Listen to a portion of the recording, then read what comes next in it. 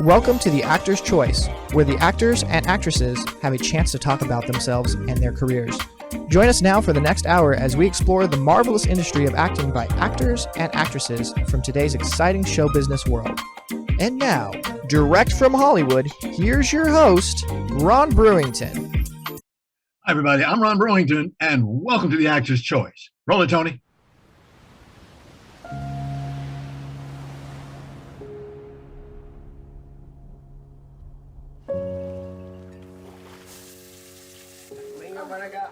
Hola, mijita.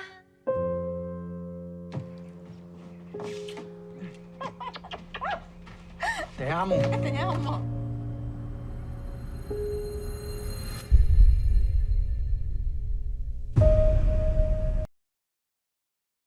Ladies and gentlemen, my first guest today is a lady who wears many, many hats. She's a filmmaker. She's a producer. She's a director. She's a writer. She's an educator. She's a world changer. She's an activist. And last but certainly not least, she's a mother.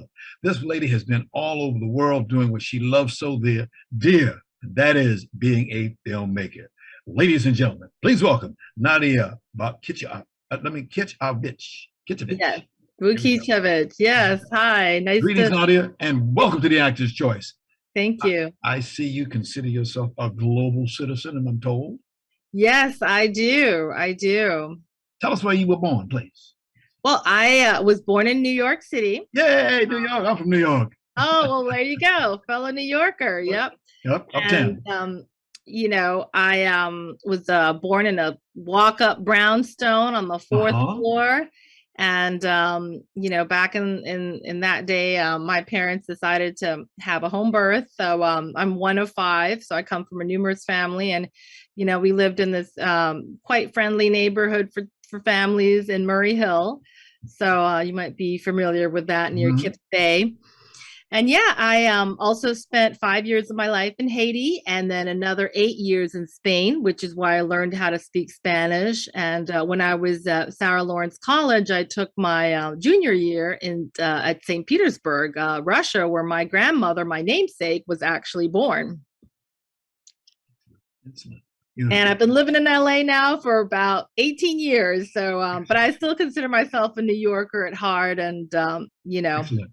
half Angelino. It is indeed. I understand a recent discovery of the blood that's in you: English, Swedish, Norwegian, and Basque. Yes, I could not believe it. In fact, most of my friends that are from the Basque country, El País Vasco, they all can't believe I have 1% Basque. They're like, well, we knew you had Spanish on your Filipino, your mother's side, which is a big melting pot of all Asian races. And of course, everyone from around the world, the Spaniards, the Dutch, the Americans, they all spent time in the Philippines, but they could not believe I had Basque blood. They thought, well, for sure, Madrid so it was a quite interesting find. You speak Spanish. What other languages do you speak, madam? So yes, I speak Spanish. I like to think I speak English, although technically it wasn't really my first language. My first language would have been Creole, which is what I learned when I lived in Haiti, au Cap-Haïtien. And then I also, kept up with the French that my father spoke. He was born in Geneva. So that was his primary language at home. His parents did speak Russian, but actually I'm the only person in my family that learned how to speak Russian when I was in college. And then, I speak two regional languages because where I lived in Spain in the south, in Alicante, they actually speak a regional language called Valenciano. And when we were in school, unfortunately, a lot of the literature in Valencia and Alicante was preserved orally. So the grandmothers, the great grandmothers passed it down orally, and they learned the written language through the literature that was documented from Catalonia, so Catalan. So in fact, when I lived in this little town where I grew up was no more than 500 people, the old ladies used to say, well, you don't speak Valenciano with a Valenciano accent. You speak it with a Catalan accent. So it was all, the northerners from Barcelona and then the southerners and, that back and forth banter. But, all they all do is just communicate. That's all. That's what I say. So long as you can understand each other, but I always was respectful of the differentiations, those nuances between, each language and the grammar and all that, because they were very structured back then in Spain, and they definitely needed to get some education reform in terms of what you learn in school, in theory, and what you actually put in practice later on in life for work. Ladies and gentlemen, you've just seen a short clip of Nadia's current film called America's Family. But let's talk about how she got there. Now, I understand at the age of 10, you started interest in drama and film. Yes, that's correct. Yeah, when I was living in Spain, that was about the time that we moved from Haiti to Spain. Okay. And my parents, I was fortunate that they had a VHS library. Now I'm dating myself. Back in the day, we had Betamax and VHS. You probably remember those days. And my dad used to, whenever he could, he would buy a VHS tape and add it to our library. So I was put in charge of, putting together a catalog of the library. And I got the opportunity to watch multiple times some of the classics of all times and cinema, not just American cinema, but European cinema, film noir, which was one of my favorite genres. So, I grew up watching Citizen Kane, The 39 Steps, La Grande Illusion. My mom even used to watch, I hate to say, but Gone with the Wind a number of times, and My Brilliant Career, and, Sam Neill, and, just watching their careers evolve over the years. But I remember telling my dad, I want to be a woman director. Yes. And he was like, oh, well, good luck with that, because I don't have any contacts in the industry. And so at that point I knew, well, I'm going to have to pave my own road in the business. I had no idea how I was going to do it, but I definitely knew that I would have to go back to the United States, and the nearest film school they had was in Madrid. So I figured, well, I'll just go back to New York and apply for, film school there, finish up high school. And thankfully I applied to 24 colleges, got into 14, because for me, it was like, I got to go on full scholarship. If not, I don't want to have my parents have to foot the bill. And got you. Yeah. 1997, you got your chance to be a role in the action crime drama called Brother. Yes, that's correct, Brother. It's actually on Netflix, so you can check it out. And sadly, both the director, Alexei Balabanov passed away already, and also Sergei Bodrov, he was sadly killed in an avalanche, but he's a tremendous actor. He came from a family of actors. Sergei Bodrov Sr. was a film director as well. And I was just, happy and fortunate to work on this film. I had a little bit role as an American tourist, and got to translate part of the script from Russian into English for them. And it was a great experience. I really didn't expect to see it at Cannes. Someone had been on an exchange program from my college that was through the Florence program, and the Florence program involved going to Cannes. And she's like, oh, I saw you at Cannes. I'm like, well, I've never been to Cannes in my life. She's like, no, I saw you in a movie. And then it came to New York, and it played at the Angelica cinema there for 2 weeks. I got a chance to go and see it myself in person. So that was real nice. And it's a real good art film. It's very low budget. I remember not even seeing sound on set, and they later called us back to do all the sound in studio because the cameras were too loud to actually record sound. So that's, I always tell my independent filmmakers, you really know how hard it is when you see other countries and you see the fewer resources they have than we do. And, you just have to make lemonade with lemons sometimes, I'm going to fast forward a little bit. Tell us about what it was like on a set when you first got your first movie. Oh, yeah. Well, that was definitely an interesting and challenging experience. So first film I ever worked on, I'm proud to say, was by a woman director. She actually came out of the foster care system. So she had a number of stories to tell about that, especially as a woman of color. Hannah Wire was her name. And she had won at the Sundance Film Festival for a short film she did. And that's how she got picked up by the fellows at Good Machine, which was one of the first independent film production companies in New York back in the 90s. So I did an internship there working with the office manager, and that's how I got to meet everyone. And then they had an opening for a locations intern, which didn't pay. Right. And I applied for it, interviewed for it, and got to work on it with Gail Van Zangrovsky. She was the location manager and taught me everything that I could possibly learn about, working in the locations department. So that was 3 months of filming in hot New Jersey in the middle of the summer, 20 locations, driving a truck. And learning nautical knots like I was, a woman in the Navy, and, survived it. And in the end, Bridget, she was one of the producers. She actually gave us $100 check to all the interns, which I thought was very, very nice of her as a token of appreciation of all our hard work. But I remember my mama calling the location, or I think it was one of the line producers, saying, "What are you doing to my daughter? She's all bruised up." And, she comes home and all she does is sleep and then leave and shower. And it was real intense. And my poor mom, she didn't understand how it was to be on set, but I'm like, I got to pay my dues and I got to prove myself to them, so. Yeah, it was a great experience. Ted Hope was producing and James Shamus. So it was really nice, but definitely not something I'd want to do again at my age. Gotcha. But you paid your dues. You had jobs, internships, production producers, all these different things you had. Yes, thank God. It was I was fortunate to work with some really good people, and I also prove myself with my work, because I couldn't get in any other way. It had to just be based on merit. Okay. Let's put it this way. You have a young man, a son, named Charles, who recently, I'm told, he won, well, you tell us, he won a Grammy Award?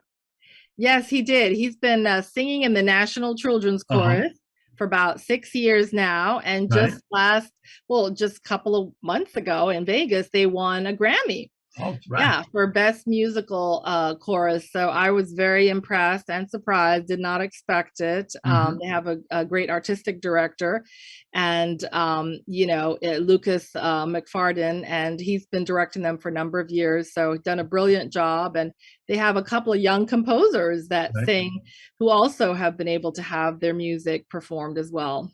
Excellent. Ladies and gentlemen, Giles Voukitchevitch. Roll it, Tony.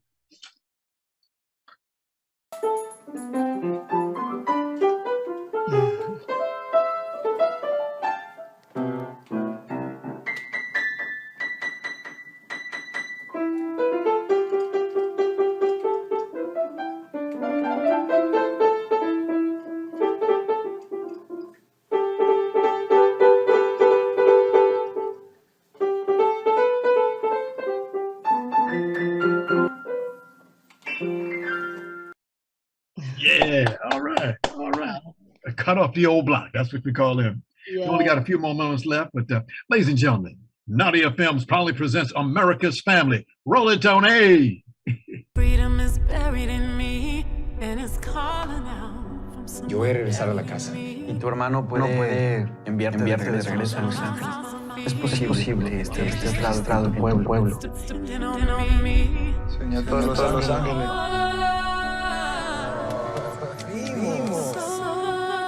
I'm not a racial attorney. You won't be the first lawyer to learn on the job. He's not going back. I understand this is personal for you. You'll be wrong.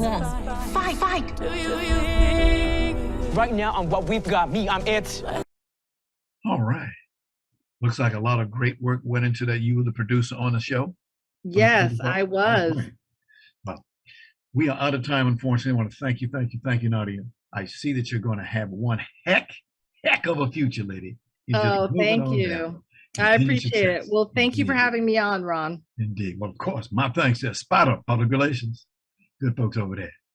Yes, they are. Indeed. Ladies and gentlemen, Nadia Voukitchevitch. Bless you, lady. Thank you. You too. I'd like to let you know, ladies and gentlemen, we're asking the Actors Choice Squad to help us get former baseball player Curt Flood into the Baseball Hall of Fame. Now, Curt, who passed away January 20th, 1997, was the husband of one of our wonderful guest, renowned actress Judy Pace. All you got to do is go to call our office, 213-349-3941. That's 213-349-3941. And we certainly, sincerely thank each and every one of you being a part of this magnificent award for a great baseball player. Roll it, Tony.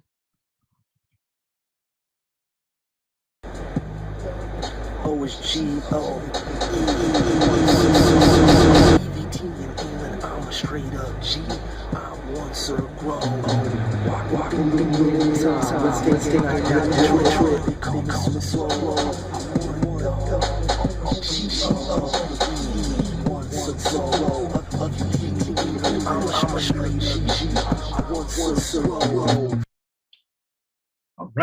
right. Ladies and gentlemen, my next guest today wears many hats also. He's a renowned rapper. He's produced dozens of artists. He has had several businesses of his own, all running simultaneously. Check that out. He's a teacher, an after-school coach, among other things. Ladies and gentlemen, please welcome Robert Taylor, a.k.a. Rob, a.k.a. Lee in there. How you doing, brother? Nice to meet you. Finally, we got a chance to see each other. Yes. Greetings and welcome to the Actor's Choice. Thank you. It's a pleasure. Wow. I have a real wow. You're a busy man. Tell us where you were born at, sir. Born in Everett, Washington, in the Puget Sound, Pacific Northwest, West Coast. We go to just called the Puget Sound. Yes, I know that very well. It's a station in Seattle. We go to Puget Sound up there. Really, really, really. I understand that you and your mother and father both served in the military as you grew up. Yes, they did. Okay. Absolutely. I think we have a picture of your mother. Is there a picture I believe of so. You with your mother. Okay. And okay. But you were both in the military. They were both in the military. So you grew up there. Oh, there it is. Thank you, Tony. There we are. There's the guy. There we go. Yeah, that's your wife, your mother. Oh, yeah. And, shout outs to my mother. And then we got a picture of your father. He was in the martial arts. Yes, he was. Yes. Oh, yeah. All right. And while you shout outs to my father. Yes, that was your father. R.I.P. What Yes, was sir. his name, sir? Robert Lee Taylor Sr. Ah, so you get junior. All right. All right. While you were growing up, you got interested in singing. Tell us about how that got to be, playing the rap music. Yeah, sure. So I was very artistic, and long story short, I was actually a design illustrator. I used to draw, and I took a lot of art classes, and then at some point, I just got interested in music. So just natural progression of having art, adding some sound to it, and that's what I then gravitated toward. Just fell in love with early 80s ballads, soft rock, love songs, pop music, hip hop, rap, 1970s, 80s forward. Just blown away by the music back then, and so I wanted to be part of it. Hip hop's been around what, over 40 years now? Something like that. Yeah. Before my time, even before my time. I was born in 1975, and hip hop was popping before 75. So for sure. And I'm 46, so more than 40 years, absolutely. Wow. Yes, sir. And when you first got into it, rap, what was it about it that got your attention? Because you could have drifted into other types of music. Why you chose that one? Well, so I was a typical nerd geek, straight A student, honor roll every single time. Just got bored with school, and though I aspired to follow a path in sports in addition to being artistic and a nerd geek, I was very athletic as well. So when I would watch television just as a kid back in the 70s and 80s, I noticed that outside of mainstream society, there was this sound that was just permeating. It was called hip hop, and it was so radically different from music that I would hear on the radio. And I could only find it in small circles. Like, for example, I had friends that would approach me and they'd have these cassette tapes, and I would ask them, where did you get this? Because I didn't see it like at the mall. Where are you getting this hip hop rap? And they would say, well, I got it from a friend who got it from a friend. He loaned it to this person, and then they loaned it to me. So I was intrigued by this notion of what is this sound? Where is it coming from? Obviously, it was New York mostly at the time, being a coastal city in the Puget Sound, Pacific Northwest, Washington State.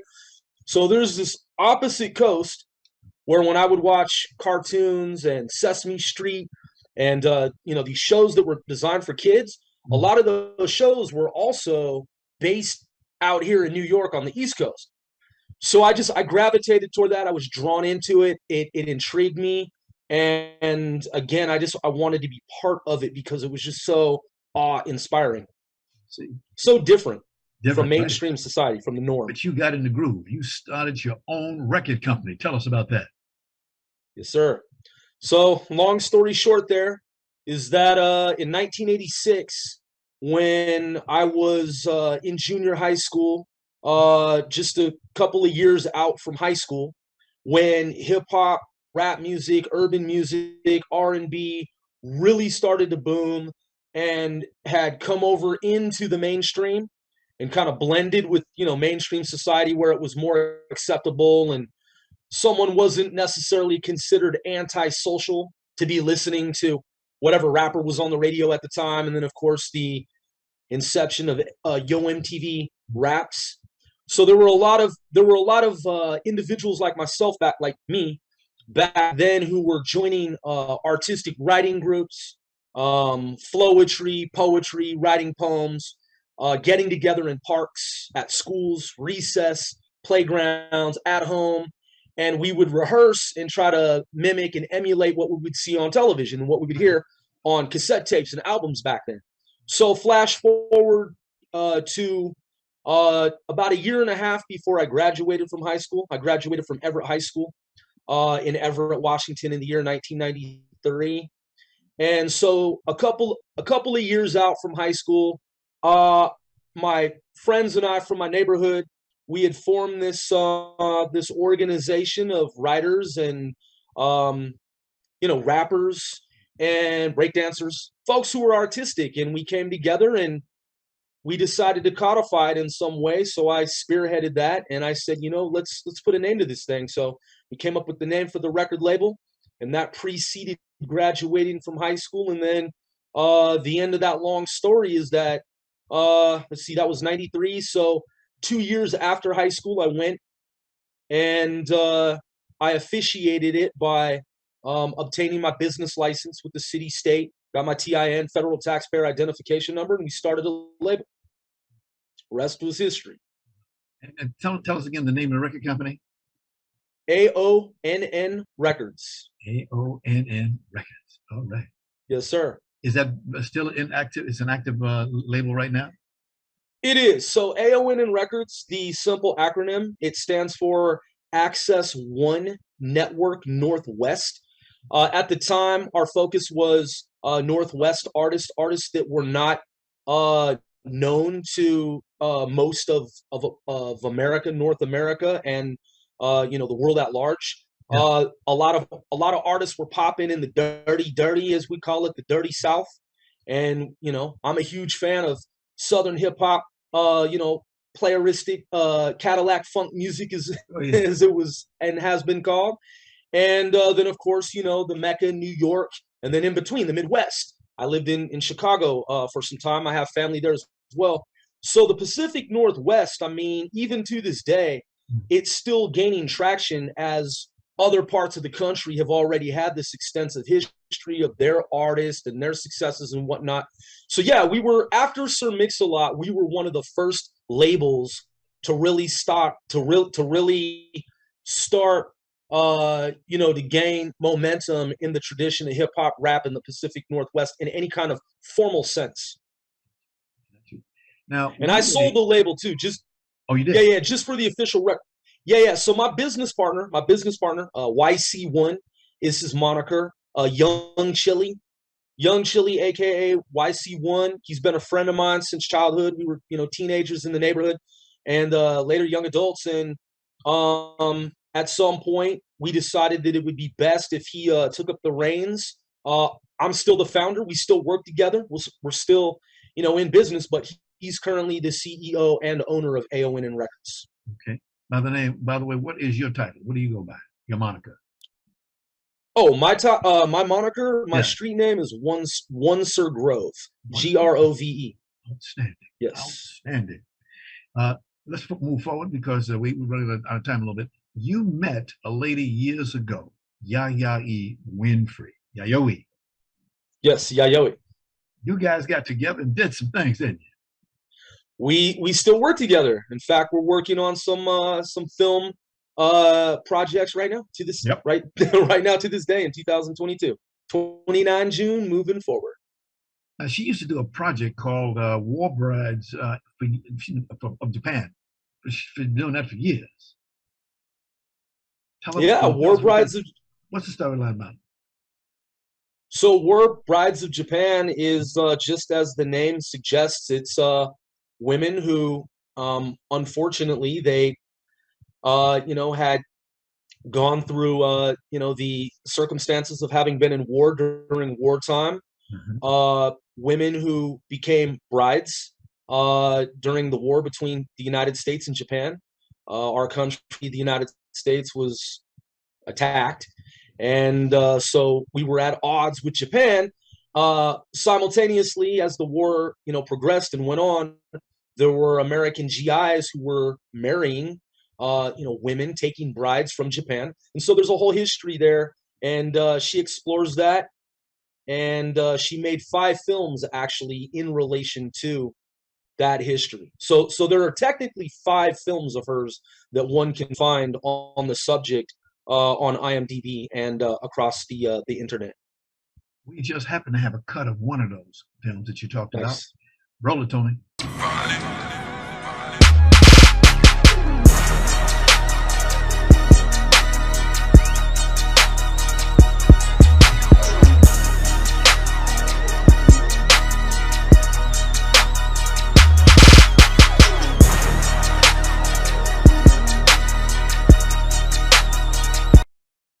I loved it. Watermelon Sushi, outstanding, outstanding.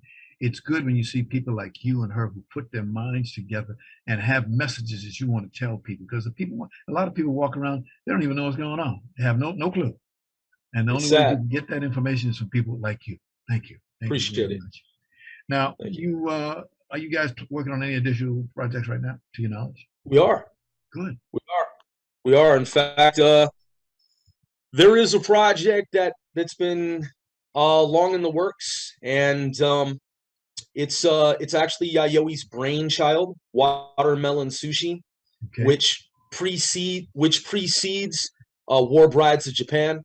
Obviously, in the historical context of the world, mm-hmm. War Brides of Japan certainly happened, chronologically speaking, before Watermelon Sushi was ever penned or ever conceived. Nonetheless, in the context of filmmaking, Watermelon Sushi is a project that Yayoi had conceived of many decades ago, and she actually filmed the trailer for it. And so it's still in the works, and I can't really divulge or disclose much, but it is a work in progress rather. And for fans, anyone who wants to stay tuned, there are going to be some big announcements in the coming months. Yes. And so definitely, something still going on there. Outstanding. Now, while doing my research, I see that you are the CEO, president, owner of EmpireStateMoney.com. That is accurate. That is true. Please tell us about it. So, EmpireStateMoney.com, in a nutshell, when I sold AONN Records to my longtime business partner, Young Chili, aka YC1, I kind of have a my role now as, having been the founder of AONN Records with that 25-year long history, I just kind of thought that it would be, a natural progression for me to transition over to ownership of a new major enterprise, which kind of sort of follows along the same lineage, the same pathway, where the two entities can still work together. So what we do is we do multimedia, advertising, marketing. We focus on music, distribution, intellectual properties. We have publishing currently through Sony. I worked on a project that was distributed through Sony DADC so many years ago, and then an opportunity rolled around at the beginning of this year for us to rekindle that relationship with Sony. So mostly advertising, marketing, and we promote for hundreds of companies' brands. And so basically, multimedia focused is the nature of our company here. Like I said, Robert, at the top, you wear many hats indeed. The current product, are you guys physically in New York, or where are you based out of? We're physically based in New York. All right, Empire State, okay. And we just Yes, showed, sir. I'm sorry. Oh, I just said yes, sir. Okay. Affirmative, correct. We just showed briefly some of the items that you have, and it looks like a fantastic catalog that you got there. How can people get, again, like we said before, EmpireState.com? Empire State Money. Money.com. Yes. Money. Fair enough. Yeah. So the easiest way to tap in to connect with us is you can. Yeah. So I'm relatively new to Instagram. I kind of put off on getting connected on Instagram. The same was true of Facebook. I don't think I started a Facebook account for many years after the advent of Facebook. So years down the road, I got on with Facebook, and I have a decent following on Facebook, and I have some different groups and pages that I maintain. Instagram, IG, I just got on, I think it was either October or November of 2021. So it was about 7 or 8 months ago. Nonetheless, One Sir Grove 495L4.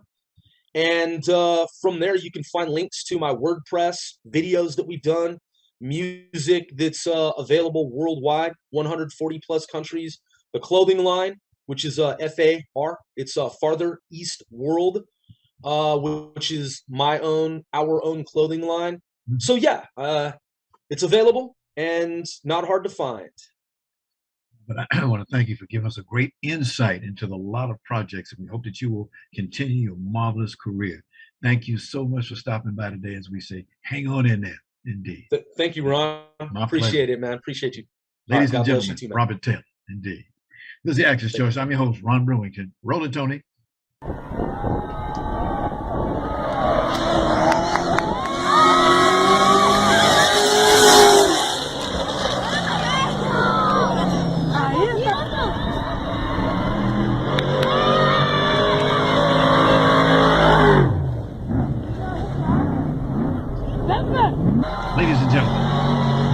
Ladies and gentlemen, my next guest today is a former NASCAR road driver. He's also the first Black American in history to race the world-famous Baja 1000 off-road desert race in Baja, Mexico. Now, this is a grueling 1,000-mile trek through the treacherous Baja, Mexico peninsula. Our guest also served in the United States Navy, like that hat, as part of the crew of a nuclear submarine. Ladies and gentlemen, please welcome Felix Nighthawk. Greetings, Felix. And welcome. I like that smile. Welcome to the Actor's Choice, sir, particularly on this 4th of July holiday. Thank you. Before we start, please tell our audience, where is it that you were born? I was born in Cleveland, Ohio, and it was a wonderful place, great city. Yes. Haven't lived there for over 52 years, but I was born there. Wow. Ohio, we call it OH10. Beautiful state. Yes. Beautiful state, indeed. Now, let's say this. You were the first Black person in history to race the world-famous Baja 1000 off-road desert race in Baja, Mexico. Tell us how that happened, what led up to that particular event, and what happened. Well, I started out as a pit and support chase person. And so it was pretty much a hobby. And I ended up I would pretty much support the race vehicle as it was driving on the race course. I would be on the highway and power line roads, trying to keep pace with him so that if he broke, I would then turn in, go into the desert, find him, fix him, and send him on his way. What ended up happening was, in a stock vehicle, I ended up outrunning a lot of race vehicles. And they said, this guy needs to be in a race car. And so I ended up working my way all the way up to driver. And after the first time, I made history. So it was like being the 1 millionth customer at Disneyland. Wow. There's danger, of course, in this particular field, correct? I had a real bad crash that knocked me out of racing for quite a few years. I endoed at 6 times at 140 miles an hour. So that's flipping front to back. And from impact point, I stopped almost a quarter of a mile away. So yeah, it'll mess up your whole day. Are you planning to get back into racing again? We're working on my return this November. It'll be the first time I've raced the Baja since I had the big crash. Woo. And I'm looking forward to it. I'm a little bit older now. Don't heal up as easy, so I'm gonna have to keep the shiny side up so I don't end up with more injuries. Got you. Very, very important. Very, very important indeed. Indeed. Now, just want to say this. You make a lot of history. Do you think you ride for the history or you ride for the fun of it? What you doing? Well, when I was younger, it's a whole different situation because when I was younger, I was doing everything for me. Right.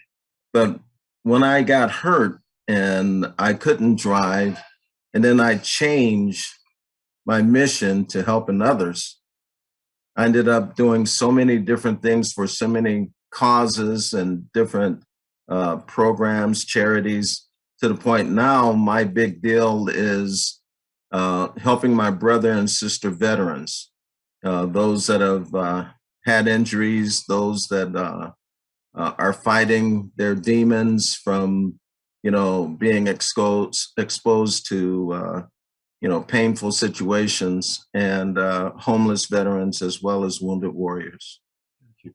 Now you do other things too, like acting. Tell us about that, please. Well, a while back, Universal Studios, Charles Floyd Johnson and Denise Nichols purchased the rights to my life story. And they wanted to do either a Nighthawk, which is my nickname. I was going to ask you, how'd you get cartoon, that? Yes. TV show or a documentary. And I said, well, if you're going to do a cartoon, I want to do the voiceover. So they said, well, why would you want to do the voiceover? Good pipes, right? That's one reason. Good pipes. Well, it's the biggest reason was when I was growing up, whenever they would put Black people in cartoons, they always made them sound like they stepped right out of the ghetto, had no education, and that's the only way they represented, Black folks.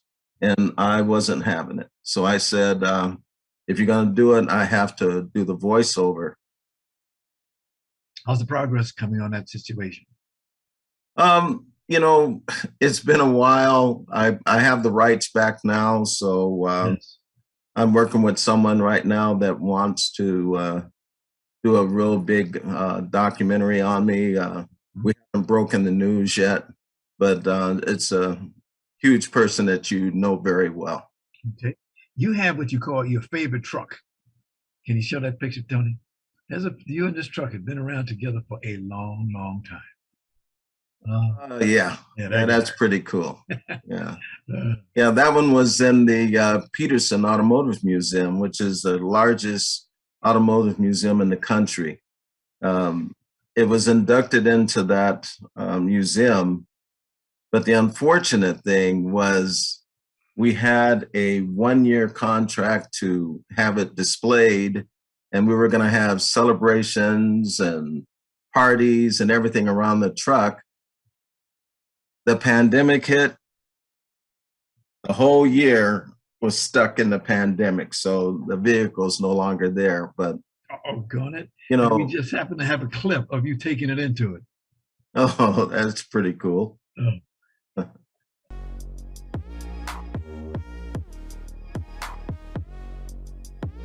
Oh yeah, this was a fun day. Yeah, a fun day had by all.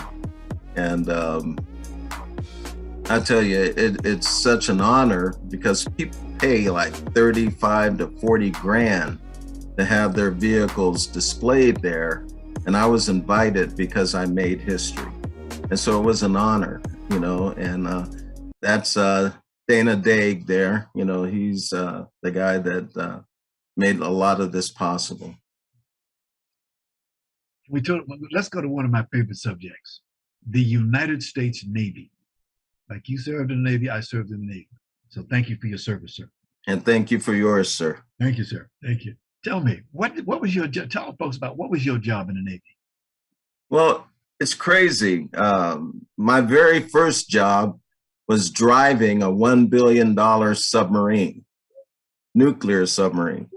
And that was my job. I drove that puppy all over the world, and until I ended up going to school and becoming a sonar technician. And I was a sonar technician, a member of the nuclear weapons reliability team, the foreign military sales team, and a naval instructor. So I stayed for 13 years and went to over 30 schools in the Navy. Got out and became an engineer and helped build the stealth bomber. Woo. Goodness. So there are many things that awe me up and awes me about a submarine. How are they able to just drive a submarine and don't hit nothing? How does that happen? I've always wondered. That's what my job was. My job was sonar. My job was to keep us from hitting stuff. So with sonar and excellent navigation, those two situations allowed us to stay away from collisions. Now, unfortunately, they still happen. Yeah. Back during the day, I had a little situation with, a Russian submarine, and one of them messes up your whole day. Can't talk that much about it because I believe I still hold above top secret clearance, so can't really talk too much about that kind of stuff. But the thing was, it's like a miracle what we do as submarine sailors. Yes. I had the pleasure of being on a battleship in New Jersey. And and I admire you for that, because I tell you, I used to go down just to take a look at the New Jersey when it was stationed there in Long Beach at the shipyards. I mean, it was amazing to see something that had actually fought in World War II, and you were on that. So I take my hat off to you, bro. Well, man, it was indeed for me. I had been in the Navy for a long time, but had never served on a ship. People don't understand that the Navy has ships that operate on the water, under the water like you went, on the water like we did with the VB-62, but also I spent a lot of my time in aviation, that portion of the Navy. I taught people how to fly airplanes. That's what I did. So brown shoe Navy. Yeah. It was great. Teaching people how to fly an airplane. Well, I wanted to be an aircraft controller on aircraft carriers. That was my dream when I went to camp. But, when we all take that ASVAB test, there's a small section of it that's a psychological test. Yes. Only 3% of people ace that test. Those are the people that they selected for submarine service. Yes. Had to get you to volunteer for submarines. I didn't volunteer. They tricked me into volunteering, and I ended up on submarines. Needs of the Navy. That's what we used to call them. Needs of the service. Definitely. They need bodies over here. They need bodies over there. Yes. I know the feeling. When I came in the Navy, I was talking to this young man. He had stripes all up his arm, and I was trained as an aviation mechanic, and that's what I wanted to do. And he said, "Well, unfortunately, you wear glasses, and you might be on a flight line that's going to fall up and blind you." I said, "So what would you like me to do?" "I'd like you to be a yeoman." I said, "What's a yeoman?" I have no idea. But I can tell you this. Yeah. There were 2 people on the submarine that you didn't mess with. And the yeoman was one of them. Well, 3, actually. The captain. The yeoman, and you didn't mess with the cook. Right. Oh, yeah. He'll be the cook. Storekeeper. Those 3 guys, because they kind of controlled your life. Yes, they did. And especially the yeoman. I mean, he could have you over in Timbuktu if you got him mad, So, no, great respect still for the yeoman. I didn't know they made me a training device from the TD, And I went that way. Like I said, I had 12 good years in there. Really enjoyed it. I'd do it again anytime, anytime. In fact, with this new movie out right now, Top Gun. Oh, yeah. I've already seen it, and you know I was going to see it, man. I've seen it 4 times already, but we're going to talk about it. Yeah, you know I was going to have to see that. And it's you're one of those surface guys, you know, sub guy. You know, the thing is, in submarines, we think there's only 2 types of ships in the Navy. Submarines, targets. And what? Targets. Oh, target. I thought you were going to say more submarines, but I can dig it. I can dig it. Well, you are a recent honoree at the Jonathan Foundation annual fundraiser, sir? Yes. Okay. It was a wonderful situation. Back in 2014, I was approached and they asked if I could assist them with their fundraiser. Yes. And that they weren't selling tickets and things just weren't going great. And so I said, well, let me see what I can do. So I said, I'm going to have a few of my celebrity friends come. And they said, okay, what can you get us, 2 or 3? Yes. About 20. 20 celebrities. And the thing has sold out ever since. Well, you had a good PR person. It was just a wonderful situation. She does great work. We got a few moments, but we have enough time to sneak in here a couple of pictures of you and some other celebrities. Here's one of them right there, Muhammad Ali. You know, I knew him from 1981. Yes. And, you know, he was a wonderful friend, amazing. He used to do magic tricks for my son. And my son was a little guy. But, you know, it's nobody, not too many people that can be more impressive than, you know, Muhammad Ali. He's truly missed. Gotcha. Next one, you know this guy. I'll be back. Not a tumor. It's not a tumor. Yeah, Arnold was pretty cool. That's back in the day. We both look a little young there. And, but, you know, I met him because of the fact that we were both doing things for charity, you know, and so I take my hat off to him. Gotcha. The next person we see, you're definitely going to take your hat off for. Hello. You know, just a couple of days ago, we just had the 3rd anniversary of his passing. Yes. And I was honored to be with him when he passed. I had my hand on his heart when he passed. Yes. Tuskegee Airman, you know, Lieutenant Colonel Robert Friend. Yes. 142 missions over Germany during World War II. Highly decorated, every medal that the military could give except, yes, you know, the Medal of Honor. And the only reason why he didn't get that, they wasn't giving it to Black folks. Not World War II, that's correct. They weren't giving it to Black folks. And this dude outperformed everybody. And, you know, but it is what it is. But, you know, in the hearts of people that love the Tuskegee Airmen and what they did for this country, it's amazing. So I can't say even more about, you know, Bob Friend. Gotcha. He's up in a nice place right now, flying around. Yes, he is. Yes, indeed. Yes, he is. Felix, I want to thank you very much for joining us today on the 4th of July. And also thank you for your service to our country. As they say, keep up the good work. Ladies and gentlemen, Felix Nighthawk Giles. Thanks a lot, brother. Thank you. I want to thank our sponsors, Harvey Brandman Photography is an Art, Ron Irwin's Lose Fight, Life, and the Way to Lose Weight. Larry Buford's Book to the Future, Time Travel, Message in a Capsule. State Farm agent Carla Green and veteran actor Robert Breinstein's Actor Training School and Actor Space.